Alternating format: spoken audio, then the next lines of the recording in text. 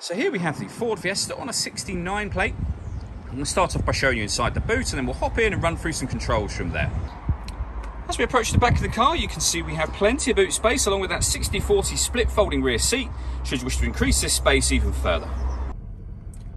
Okay, now that we're inside the car, we're going to start with the dials. On the left-hand side, we have the rev counter, and on the right-hand side, the speedometer. In the middle at the bottom, we have the fuel gauge and coolant temperature gauges. Above that, in the top left-hand corner, you can see the total miles for the car, which is 16,015. And then the trip computer below that, you can change the information displayed there by using buttons on the steering wheel. So we have car settings, your phone, music, satellite navigation.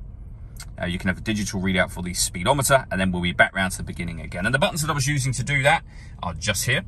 We have phone and stereo controls beneath that.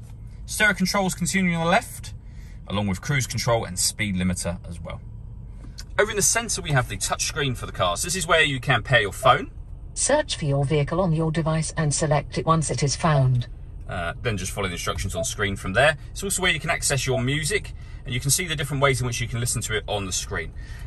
They don't include, or on the screen at least, USB input. There are two separate USB inputs in this car, so if you plug devices into those, they will appear up on here as further options for you. This car's also got satellite navigation. There's a full video showing how this works on our website and on our YouTube channel. Working our way down from that, we have the climate control. So you can select the temperature, the fan speed. You can determine where you'd like the air to be distributed. The air conditioning is on at the minute, so off, back on again, or hit auto. When you do that, the car will take control of the fan speed and direction of the air. You can hear it doing it now to maintain the temperature you've asked for. To override it, just make any manual adjustment, put it back on your own settings here. For those colder days, we have a heated driver and passenger seat, both with 3 different heat settings each, a proper heated front screen to go with the heated rear screen, and a heated steering wheel as well.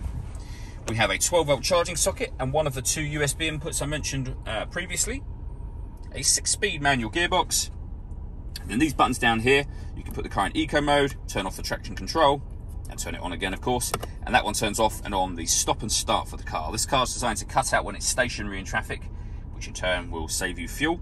That system is now turned off. All that leaves me to say is thank you for taking the time to watch this video. If you'd like to come and see the car in person and have a test drive, please feel free to call any of our MJA sites. We'd love to hear from you soon.